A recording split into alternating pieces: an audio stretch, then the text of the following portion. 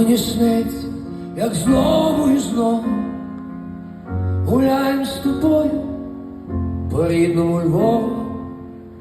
Там пахне весною, і сонце сідає на березі річки, якої немає, і дивляться леви на тебе ласкаво, і варять бажання, і запахом кави, і вільно народ між пеклом і раєм. У Львові так просто своє